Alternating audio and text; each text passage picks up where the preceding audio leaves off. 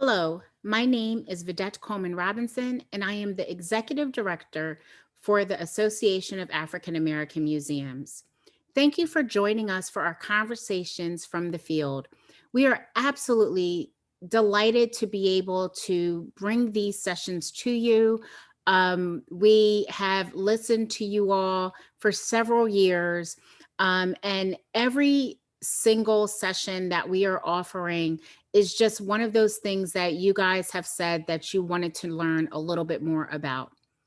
Also, in response to COVID-19, we had excellent programming scheduled and delivered for you that really speaks to what the field is enduring, and will hopefully give you really great items and marching orders to be able to continue to have tremendous tenacity and buoyancy through these crazy times. I am just so proud of each and every one of you for continuing to show your tenacity, your buoyancy, and just your grit as we muster through these crazy times together and locking arms. I would be remiss not to thank the Smithsonian's National Museum of African American History and Culture's Office of Strategic Partnerships. We are so thankful to the team over there in OSP, who have, whenever we ask them if we can collaborate with them on programming or how can we deliver amazing content to the field, they are absolutely more than happy to assist.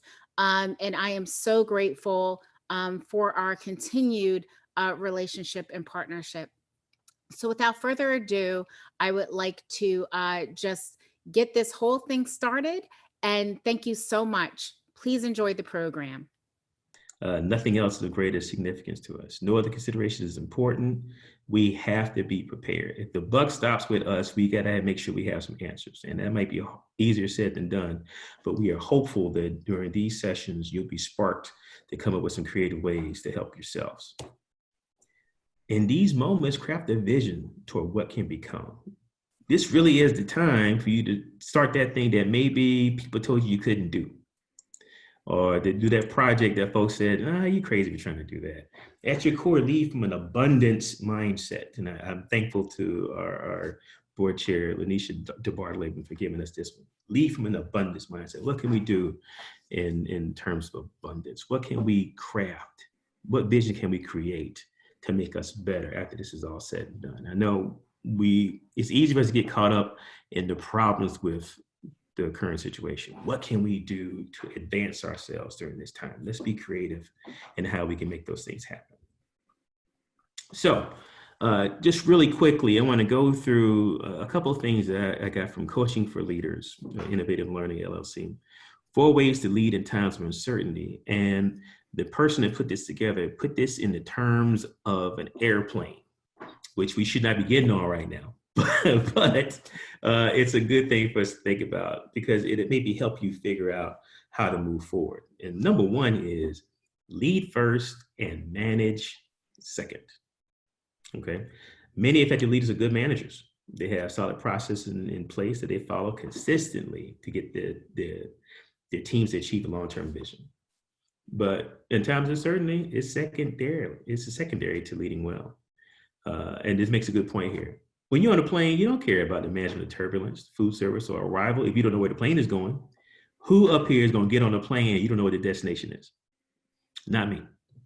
So you don't fight for an aisle seat on a plane bound for nowhere. In times of change, people need to know where they're going, or tell them at least as much as you know. Okay, telling people what you can and demonstrate how you're working to get there to figure out the rest. It's going to be important for us. Like, none of us has faced this before. I don't think anybody in this call was alive during Spanish flu. So I think since that was 100 years ago, we're all looking at this for the first time. There is no template. There is no primer we can pick up and tell us how to get through this. Only thing we can do is use experiences that we know from other people and help us move forward. But at the same time, Honesty is going to be the best policy, and you're going to lead. People are going to appreciate the fact that you're leading. If you lead, you're telling folks, look, this is where we are. This is where I think we can go. Number two, acknowledge the elephant in the room. The angriest see people on aircrafts when it's clear there's a delay and no explanation from the pilot. People in your organization know when something's not right, and that goes beyond coronavirus situations. If something's happening at your respective institution, people know when something's not right.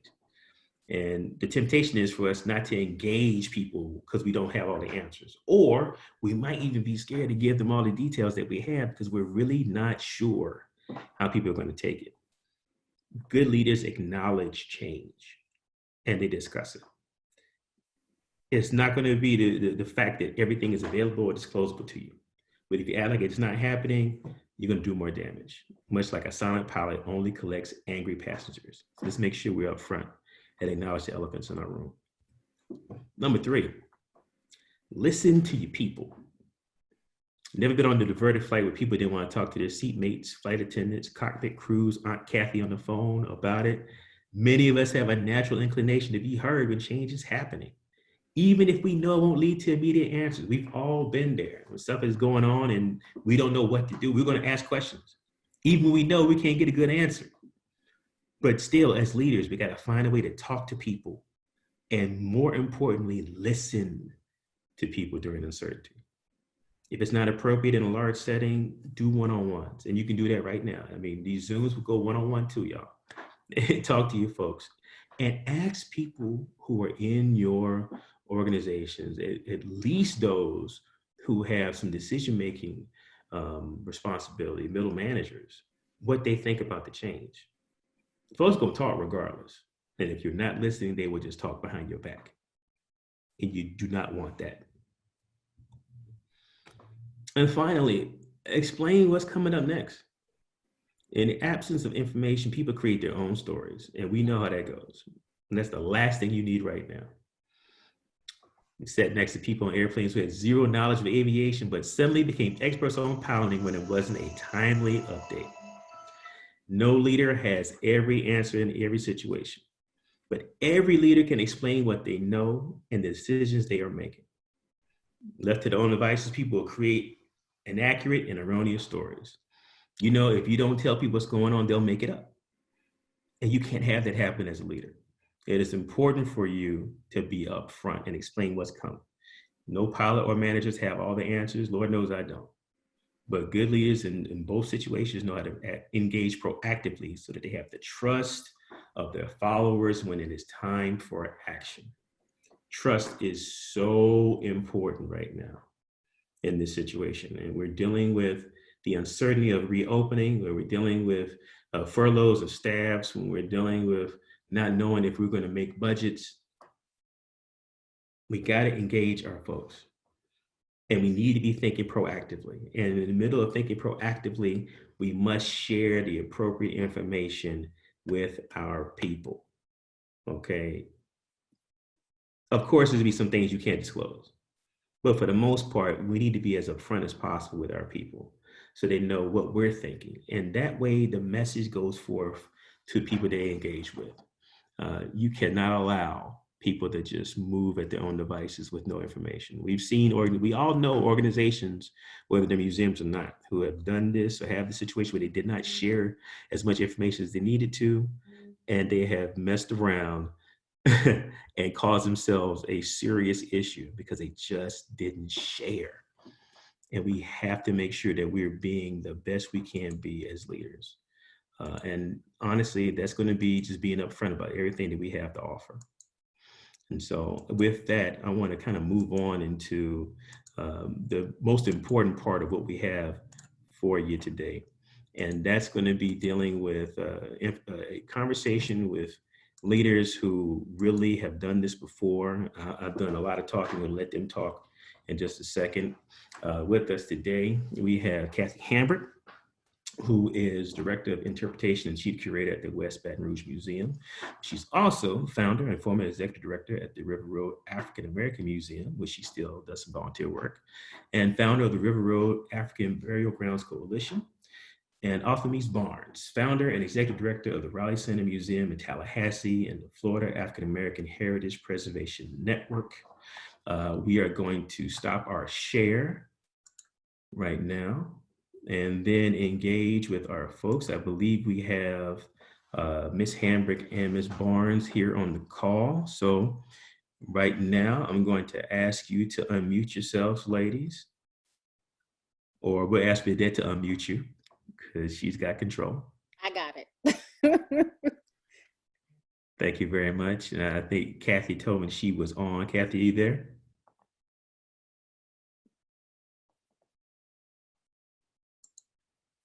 We will find Kathy and make sure that she's good to go. So, Ms. Barnes, I got you on the spot now. Can you hear me? Yes, we can hear you. Thank you so much for being with us today. And so we'll start with you, and we'll locate Bidette. Kathy said she was on, so we'll locate her. Okay. All right, I'll let you look for her. Thank you. Ms. Barnes, right out the gate, and, we have leaders who are all over the South and some other regions.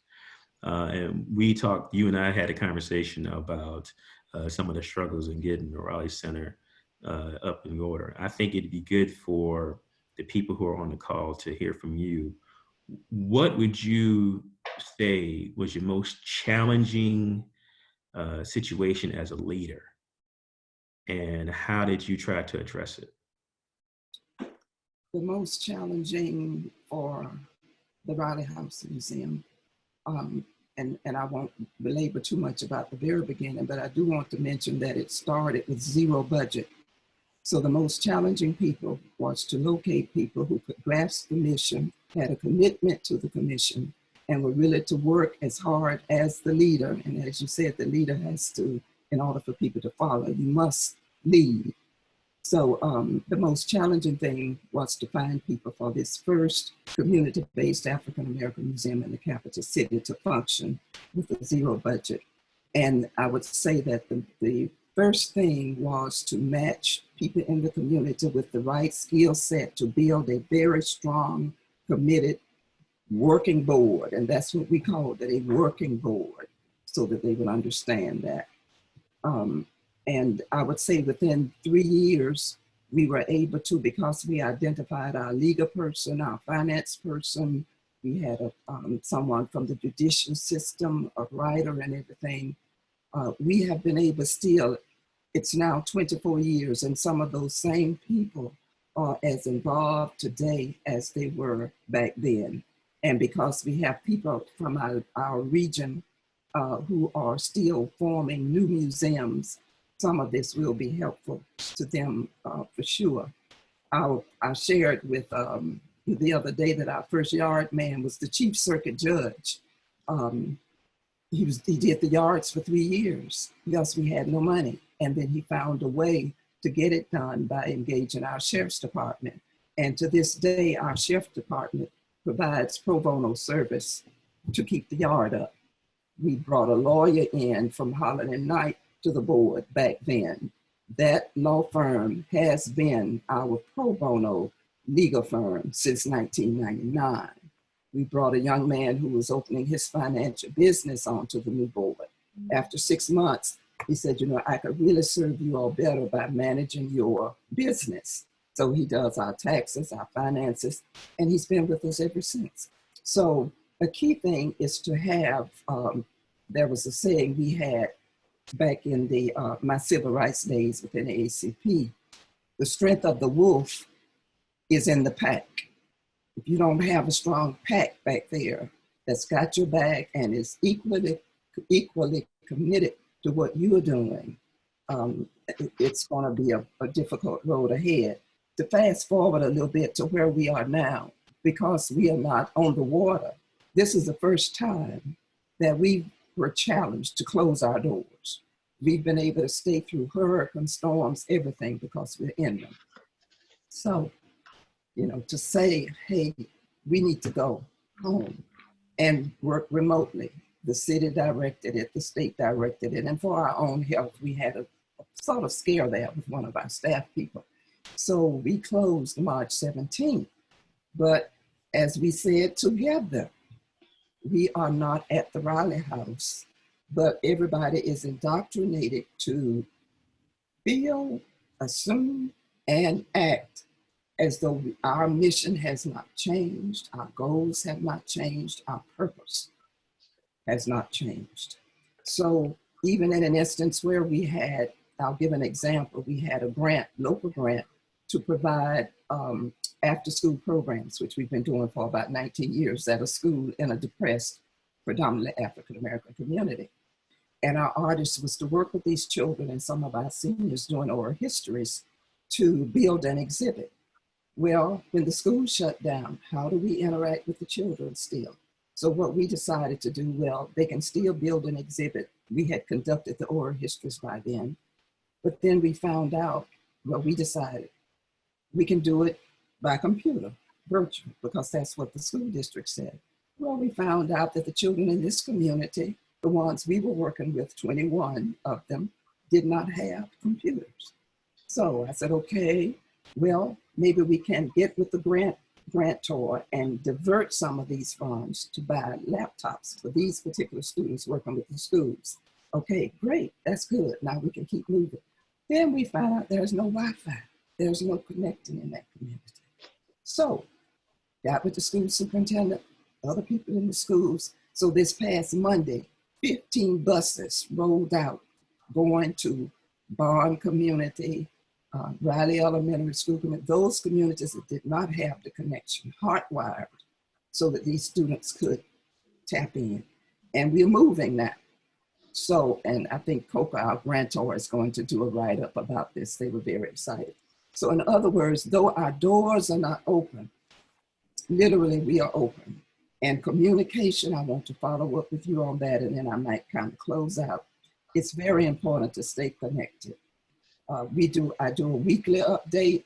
People feed back to me daily. We are on the phone.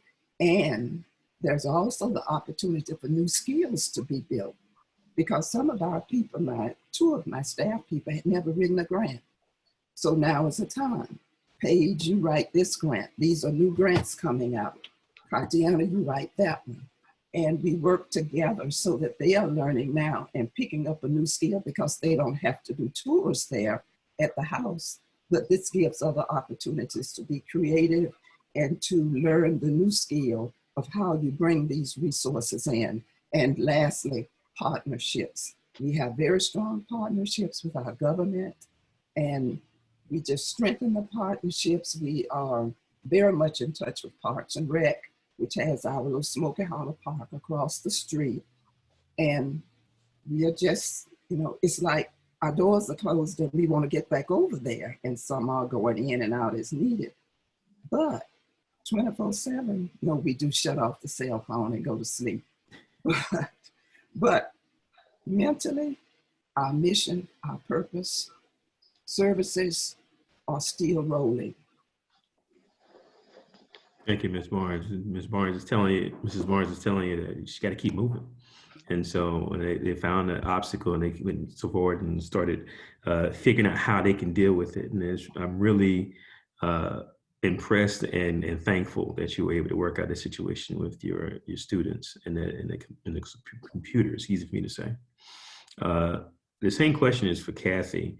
And I know a little bit about Kathy's background, so she has several things to pick from. But what would you think is one of the more challenging issues that you faced as a leader at your institution, and how did you try to get over it? Well, as the founder of the River Road African American Museum, one of the biggest challenges has been convincing the powers that be, so to speak, in a very, very rural area of sugarcane plantation tourism, that our story was important enough for me and us to tell. So, I started the River Road African American Museum 26 years ago, March 12th, at the Texcoco plantation. I would say that was the biggest obstacle. You know, at that time, African Americans didn't really want to hear anything about slavery either. I came from the private sector, working for IBM for 12 years, into the nonprofit sector when I decided to start the museum. So I had to teach myself about nonprofits and educate myself after 31 hours of African American history about slavery in Louisiana, and try to convince the powers that be that hold the purse strings to nonprofit tourism money and education that they should support our new institution. After 26 years, I would say that is still very much a struggle for the organization.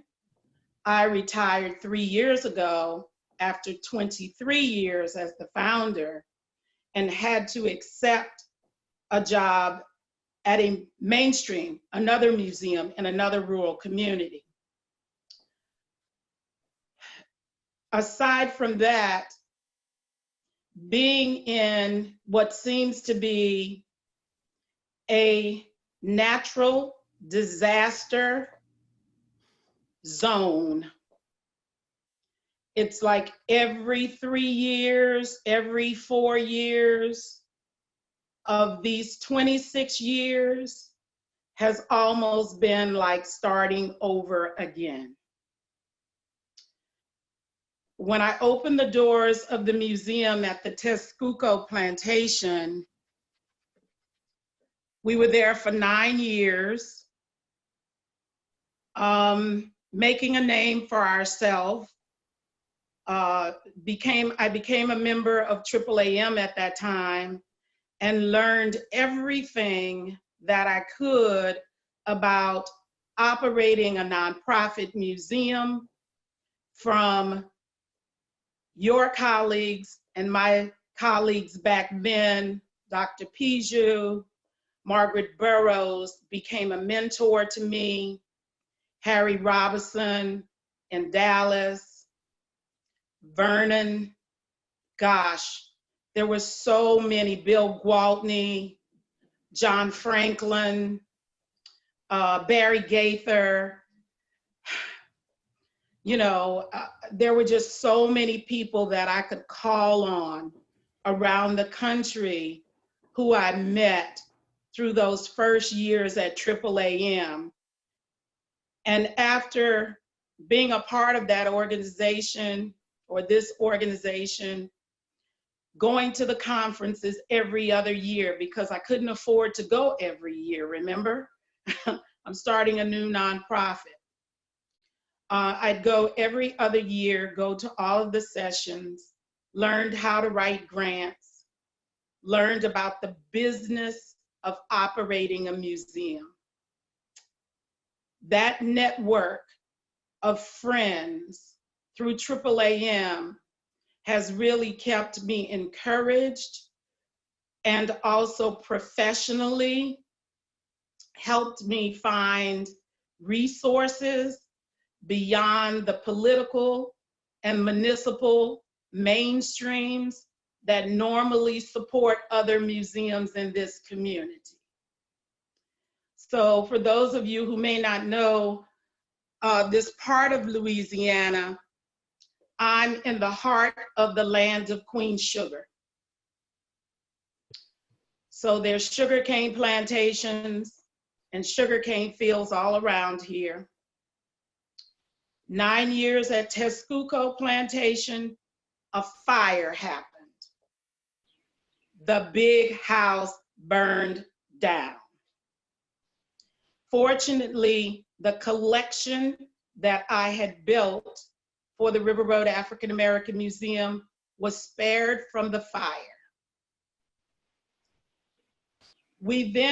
I started to quit at that point, but thanks to my good friend Al Tamise, who's there in Tallahassee, who has the John Riley Museum, she would say, "You've come too far to quit now." So we had to close our doors, being at the Texcoco plantation, moved across the Mississippi River to the town of Donaldsonville, where the first elected Black mayor in the United States was mayor in 1868. That was like starting all over again. That museum now owns and operated up until the coronavirus out of 4 buildings in a historic town. Fire happened in 2002 at Texcoco, moved to Donaldsonville 2003. Then we had Hurricane Katrina in 2005.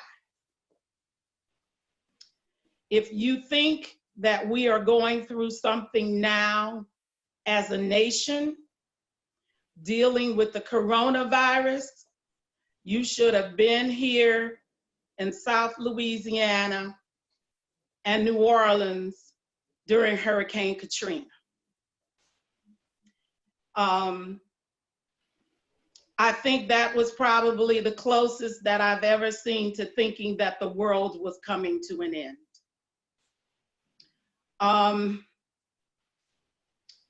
That was 2005.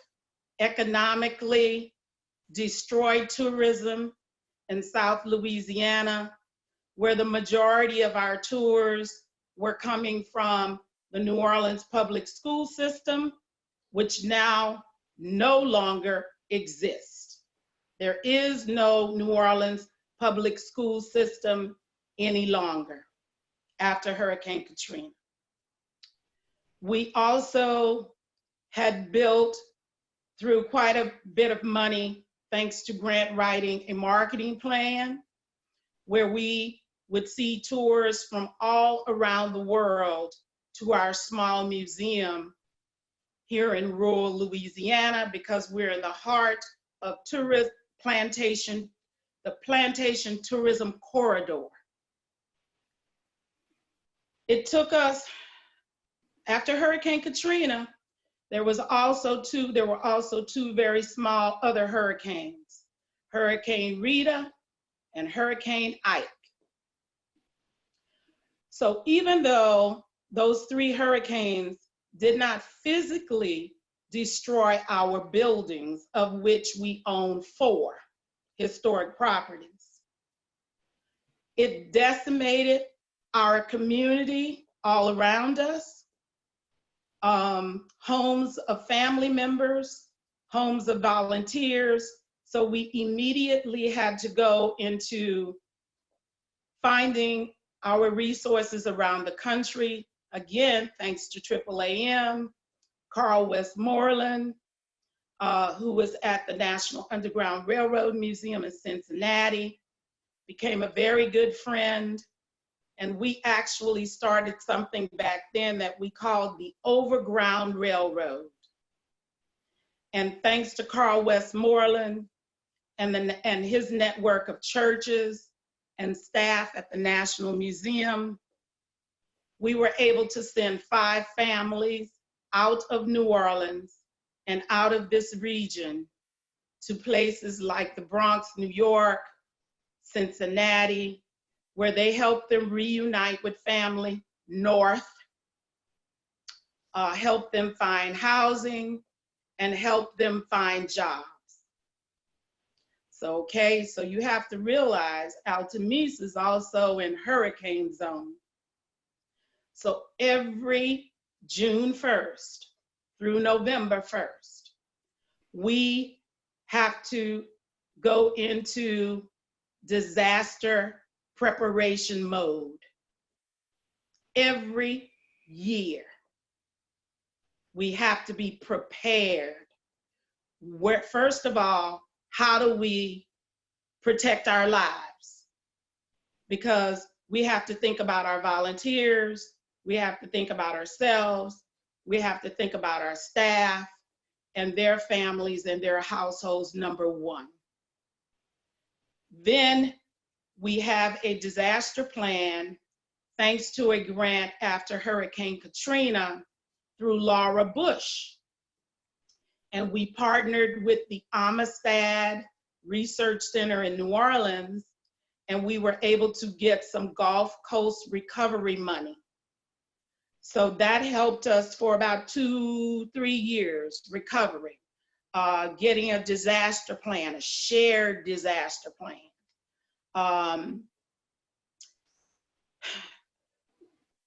I know where I got the idea to collect buildings. But I'll tell you, having as a part of your collection historic buildings in a disaster, natural disaster zone has been far more expensive an endeavor than I could have ever imagined. So it doesn't matter whether you have a PhD, a master's degree,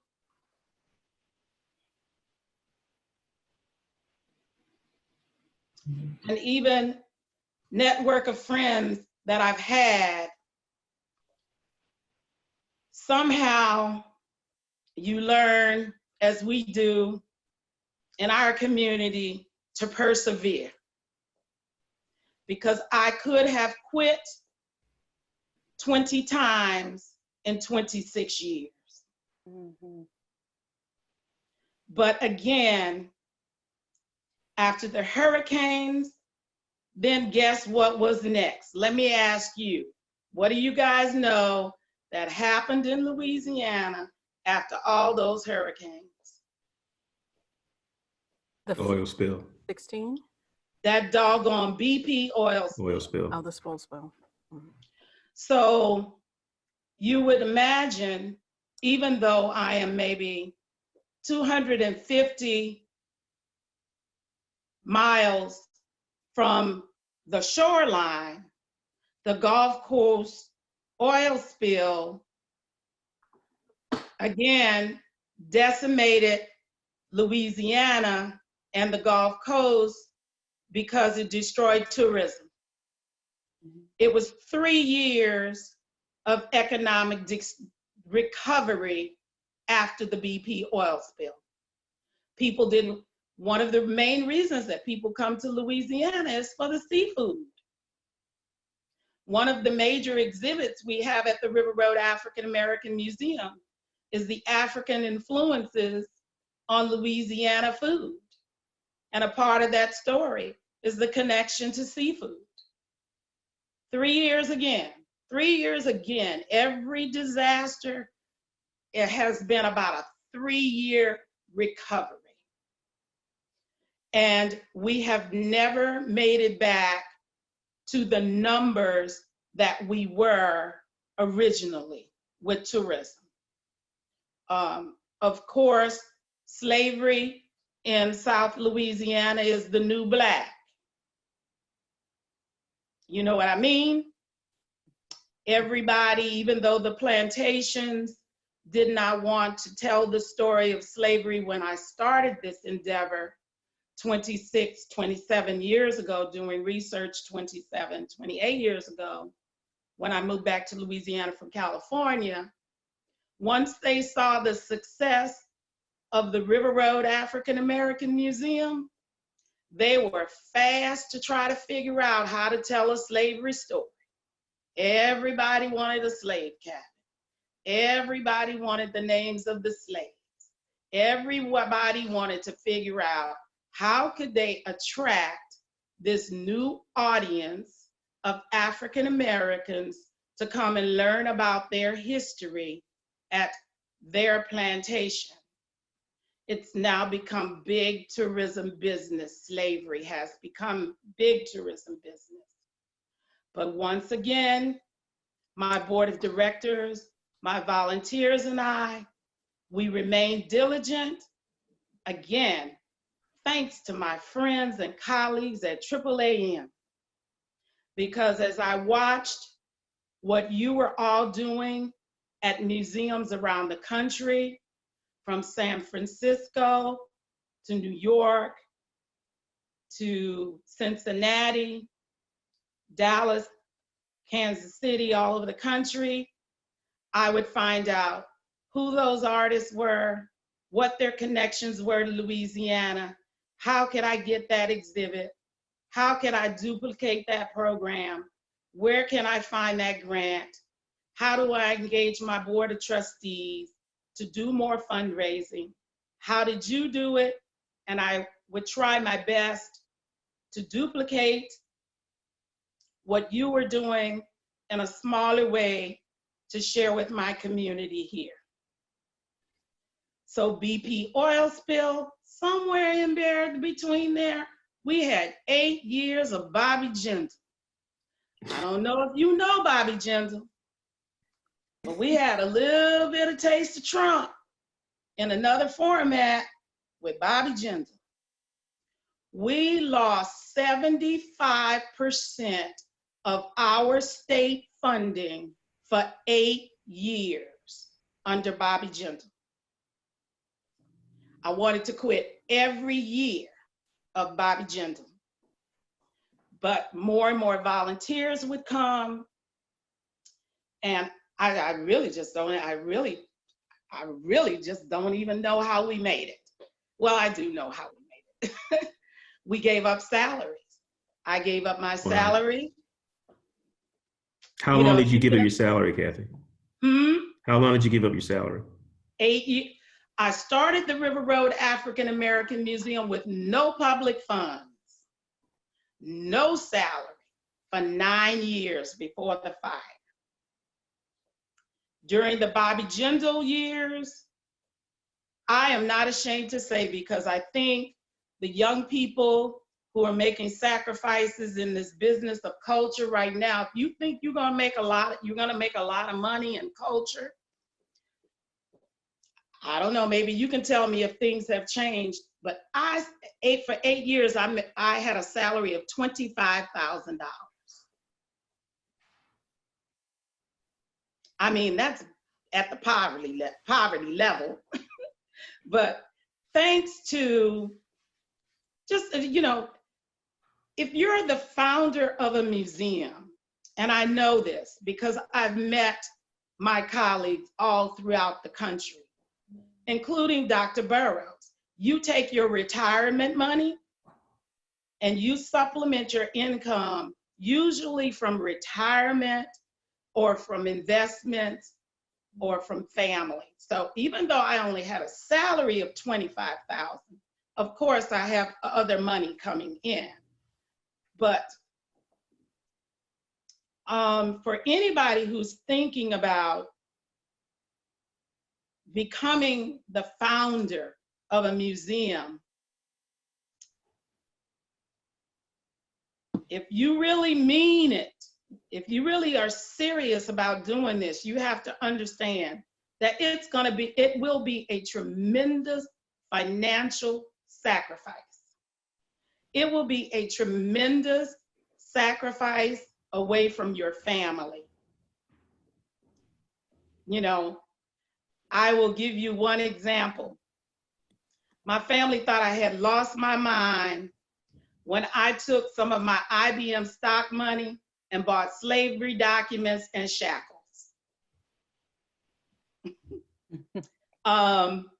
Because I knew if you have a museum, you have to have artifacts. You have to have artifacts. So thanks to a brother in California who was a collector, we started buying artifacts and looking for documents and artifacts that were related to the history of sugarcane in Louisiana. So maybe you can tell me who out there are the new founders of African American history museums.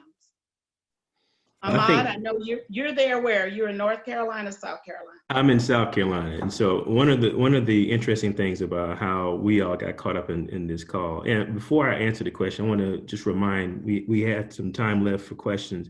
Please put your questions in the chat if you have a question for Mrs. Barnes or Ms. Hambrick, so we can get those asked. And after I answer this, we'll jump into some questions there. But we got put together because we're founders in one way or another. And so to kind of start this off, having people who are the founders of organizations was important because they had to deal with all kind of stuff. Okay, even never mind all the natural disasters that Kathy had to deal with. You think about all the startup stuff that Mrs. Barnes had to do just to get Tallahassee off the road. In my particular situation, we are trying to create a 33-acre park in South Carolina on Hilton Head Island that talks about the history of Mitchellville, first self-governed town of formerly enslaved people in the United States. And we are starting completely from scratch. All I have is dirt and trees and a few replicas and a couple of information panels. And so there's the difficulty of getting things started. But I hope you've seen the theme that came up in both of these stories, where it was the network that was helpful to getting this thing together. Like, no man or woman is an island. And it took the people like the circuit, I think, court judge that was cutting Mrs. Barnes' grass, right, just to help her out. Like AAAM, who was making sure that Ms. Hambrick had all the information about grants and how to move forward and getting in touch with people. Like, this network has been positive and moving for folks since it's been around for these last 2 years almost now.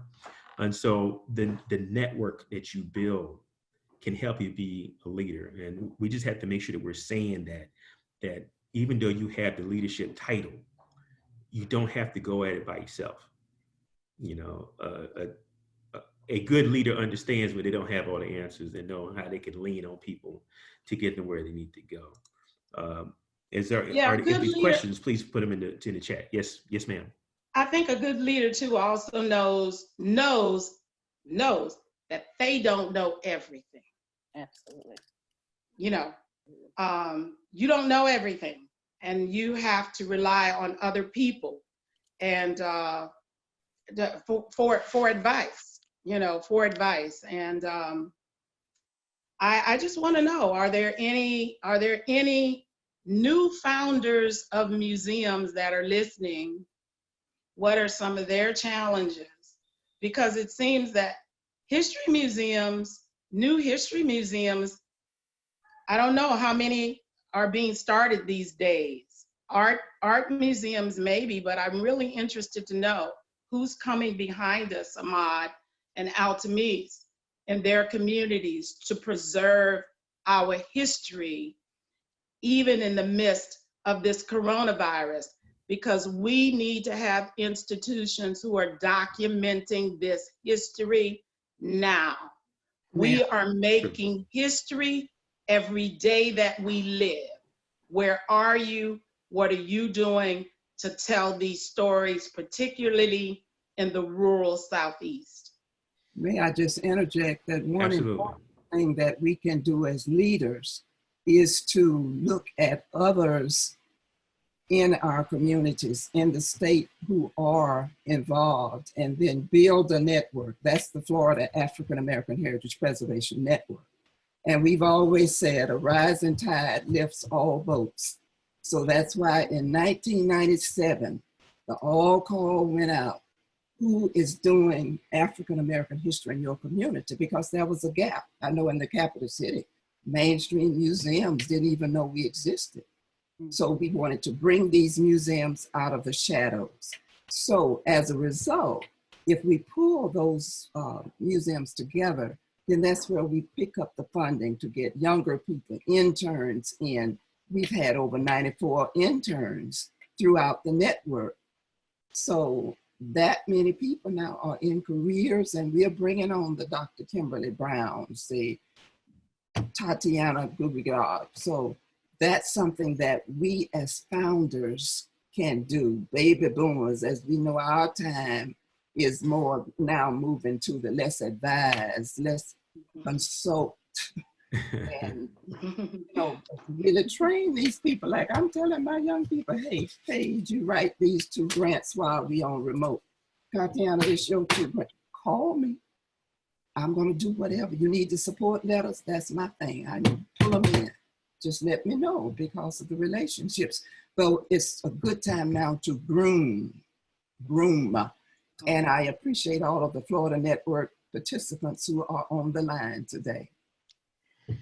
Yeah, thank you for that. I think I was taking a look in the chat, and number one, I want to echo what I saw in the chat too, from Mrs. Barnes. Thank you for giving your staff some extra responsibilities during this and making sure that they can learn something while they're in this particular position.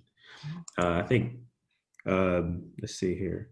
There are people talking about opening stuff in the chat, and I think Keith Lee makes a good point about there's a lot of personal artifacts being developed around victims of police brutality, and those collections are being developed in association with philanthropy efforts to share their loved ones' stories, and those are going to end up being found in organizations.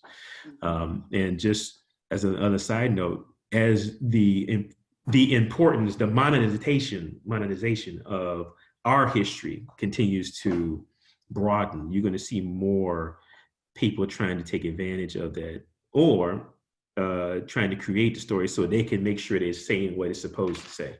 So there are smaller organizations that are popping up that are talking about history. They just may not be known. And who knows, but this might be another opportunity for AAAM to, put out a call for those other organizations who are trying to do this, the smaller ones who are trying to start history cultural institutions, so that they can get involved in our network too. I mean, I'm not trying to give you a job. It's okay, because I've been telling you to do a whole bunch of things here lately. So I think it's absolutely. Listen, we have a little bit of time left, and we still have some time for chat. And I want to read what Dorothy Walker said. Hope one of the things we'll discuss is how we develop the next generation of African-American leaders. And I think we've seen this. We need to develop museum programs at HBCUs.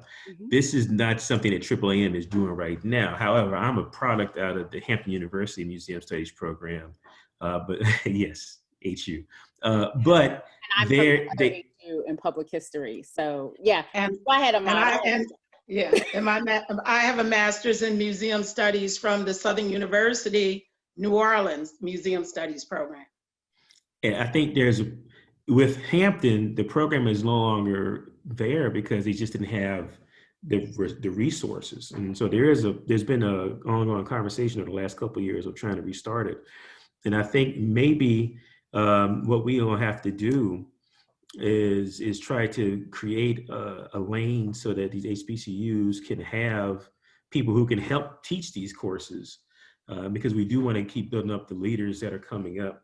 And I'm paying attention to our time. We have about 3 minutes left. And so if you still have a question, put it in the chat. But real briefly, I would like for Mrs. Barnes and Ms. Hambrick to give us a brief note on what advice you would have for leaders right now in 2020 during this process. I would say open your process, and I go back to partnerships. I lean heavily on partnerships. We developed a 10-acre park right across the street from our museum, and it was through a partnership with the city of Tallahassee. So now we can connect into funding from the city of Tallahassee, including 2 paid positions. But connecting those partnerships and building the young people, bringing those interns in, any grant program that we write, we are sure to include some money in there. Our network people, that's one of the things we do with the 30 museums. It funds an intern. So as Kathy and others have been saying, we do need to groom that next generation. And I do want to say too that don't just pigeonhole yourself into HBCUs. I'm a graduate of an HBCU, FAMU, myself and my 8 siblings. However, there are other institutions who are ripe and want to participate and get involved. We just have to be sure to control the message and make sure we are not taken advantage of in terms of our intellectual property. My archive is at Tallahassee Community College, predominantly white, until about 12 years ago, and now they have a substantial Black population. The collection is there, but Riley owns it through MOU. So those are the kind of relationships we need to build. But if we just depend on HBCU, I always say, don't linger on anything that's not moving. On that note, Don't linger on anything that is not moving. We cannot rest our laurels on the government to support our institutions. We have an exhibit on benevolent societies at River Road. And one of the things that I've learned from that history is that there was a time when our people knew how to be self-reliant, more self-sufficient. And I think that in regards to the future of Black America, just as Altamise and that Florida network has done, we need to pool our resources so that if grants would go away, think about this mindset. If the government said to us, there are no more grants for you for the next 10 years to open another museum or to do another art exhibit or history exhibit, what would we do? So I want to challenge the young people to help us figure that out. How do we become more self-reliant, more self-sufficient, and more organized for our communities to survive beyond a chain of grant expectations? That is a great note. We are up against the clock, but I'm hoping you'll give us just a couple minutes here because we do want to get this last question out there. Patricia Wilson Aiden. Like to connect with mid-sized and large museums with budgets of 1.5 million or more to ask about their level of city support, especially in light of COVID. As cities revise their budgets to deal with the pandemic, has this jeopardized your funding? So is anyone out here who has begun funding from the city who has had their funding jeopardized because they've diverted things to deal with the pandemic? I'm a small museum, but we are totally city funded. We're owned by the city. And we're in the process of getting our budget together for the new fiscal year. Our fiscal year ends June 30th. And in my first meeting, talking about pandemic, we also had an EF3 tornado to directly hit our city on April 13th. We own the utilities company in our city, and our entire infrastructure was destroyed inside the city limits. So the city had to, of course, get all that repaired as well. You know, insurance takes forever. You don't just get it the next day after the disaster happens. So for this coming year, we were told we have $0 in our hospitality accommodations tax budget. That's how we do our exhibits. That's what funds us. So we're not going to get the lights cut off because we're owned by the city. Luckily, and I agree, small salary is protected, but no raises. But we're going to have to deal with finding funds to continue what we're doing. So yeah, COVID-19 has hit us very hard, right where we sit. And we're having to go to the drawing board and become very creative now financially for the upcoming 12 months. Mrs. Henderson, will you give us the name of your organization? Yes, Bertha Lee Strickland Cultural Museum in Seneca, South Carolina. Okay, thank you. We have partnered, or River Road has partnered. By the way, I retired as the executive director of the River Road African American Museum, but I will always be the founder, and I loan my time as a volunteer back to the museum. My brother Daryl Hambrick is now the interim director. We have a partnership with the National Park Service. We've had a long relationship with the National Park Service. So we have a couple of virtual projects going on right now with the National Park Service. So, you know, you just have to have a diverse portfolio. Don't put all your eggs into one basket. And that's what we're working on, Ms. Hambrick, because we're only 5 years old. I'm a founding director as well. And we're the only museum that really exists of our kind. We have another smaller African-American museum here, but we're one of a kind in the upstate of South Carolina. And so we're building those partnerships. Clemson University, for instance. So I was happy to hear about the, non-HBCUs, because there are avenues there. We're starting, now that we have a background to, in sustainability. We've got enough information now that we are starting to look at grants and applying for grants this year as well. I know that's government, but we've never been able to do it before because we didn't have a history. And we're looking at partnerships with corporations and manufacturers. We have a large manufacturing industry in our county. So we are, diversifying, and I've learned a lot on this conversation, so I appreciate everything that I've heard. I want to say too, in closing, we are in the petrochemical corridor. So we also have a partnership with Shell Oil. We've located 3 slave cemeteries here, but it wasn't until we found those slave cemeteries that we were really able to move our partnership forward with Shell. We don't know how that's going to be impacted now with COVID. The oil companies, just like with BP and Katrina, we don't know what's going to happen. But yes, corporate support is very important, because we spend a lot of money in this country from our community to these corporations.